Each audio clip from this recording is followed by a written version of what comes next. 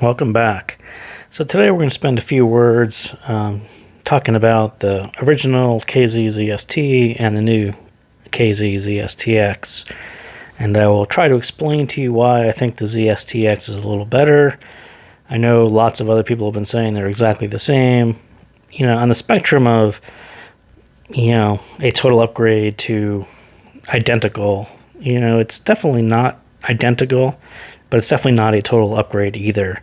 They are extremely similar, and I totally understand why some people just say, well, it's basically the same thing. So I spent too much time trying to find the differences, and perhaps that is simply me trying to convince myself that the ZSTX is better. The ZSTX reminds me a lot of the Z1, and I really love the Z1, so I sort of fell into the ZSTX and well, it's just like the Z1. The Z1, I love it, so I like the ZSTX more. It's just slightly faster and harder than the ZST, so perhaps it's just in my mind, and I am going to tell you that one is better than the other one, but in reality they may not be. But whatever, here's my theory. So when you first get them both, if you happen to be lucky enough to have them both, the first thing you'll notice, and what I said about the Z1, is the ZSTX is loud. It's loud like the Z1. You plug it in, and if you're used to 75% volume, you're going to knock it back to 50% really quickly. The ZST was like a normal range. You'd listen to it just like you did whatever your previous IEM was. So kind of right off the bat, when you plug them in, you end up with this kind of louder presentation, which some people really are into. I like it. I especially like it on the ZSTX. But when you listen to the ZST, it sounds softer, lower. They're not quite the same. So you really have to kind of get these two in check. Pick a song and then start playing with the volume levels until your ZST, approximates the level that you're listening to on the ZSTX. And it's not super easy to do that, and we'll kind of talk about why. So one of the songs that I talked about originally with the review was Little Sadie by Crooked Still, and it's a really nice vocal, a few instruments, quiet parts, detailed parts. So I started there, trying to get her vocals kind of at the same level in the ZST and the ZSTX. And so you play with the volumes and you kind of get there. And I think sort of my first issue, and one of the reasons why I really liked the ZSTX, was the vocal presentation, the performance.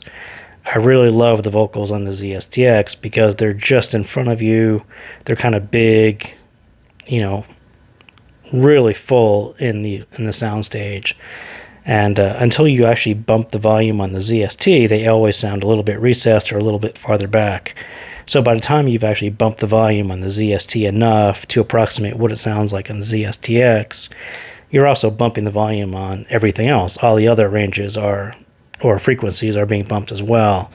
And I think that's sort of my major difference between the two is here you're ending up with a full vocal, at a certain volume, but the bass itself isn't as boosted as the vocals as it takes to get the ZST to that level.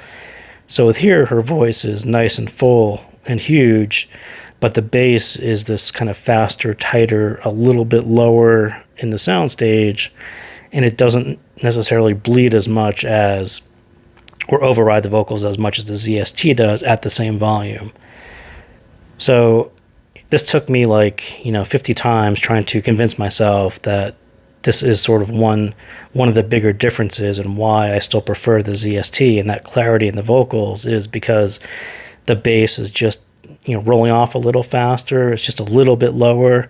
By the time you get the ZST up to that level, the bass is actually booming quite a bit, and especially in that song right in the beginning, when the bass notes come up, they'll start building and building, and they'll sort of fill in that mid of the soundstage on the ZST, whereas on the ZSTX they're still just a little bit lower.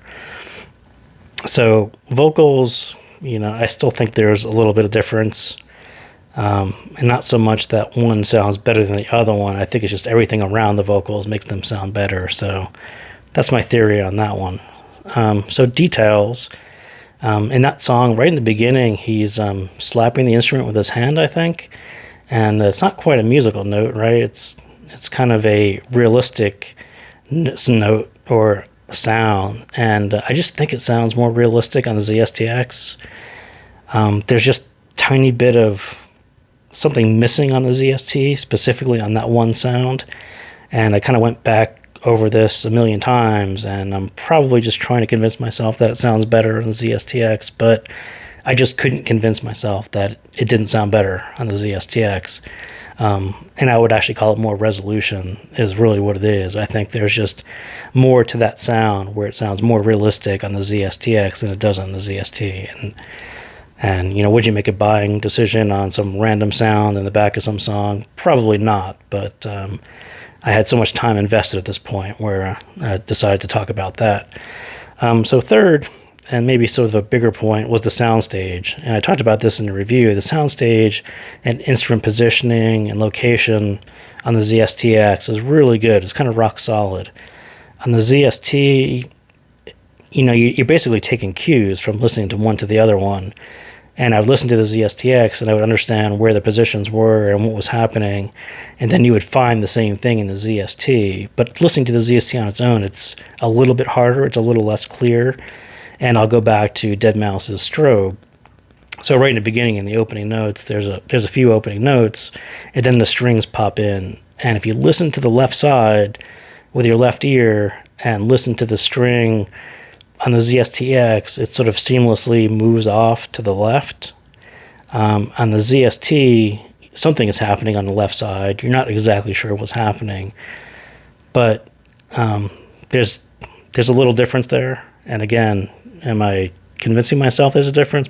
Possibly, but it's another one where I went back and forth, and it's just slightly different, slightly more seamless, just a better fluid presentation of that soundstage, of that particular sound, moving off to the left on the ZSTX than it was on the ZST. So, I think those are kind of the 3 points that I spent way too much time trying to talk about. But what it comes down to is this guy, I think, is about $12. This guy is, $15, $16, $17. For me, this slightly faster, slightly harder sound is more appealing. And as I said, it sounds a lot like the Z1 if you have the Z1. The ZST is, it's just a tad bit boomier, a little bit slower, but super close. And I think everyone else is kind of dead on. They are so similar that it's really hard to pick out anything other than these very minute differences that I talked about. And, it's really hard to say one is better than the other one based on, this 2 notes in a song, a sound here.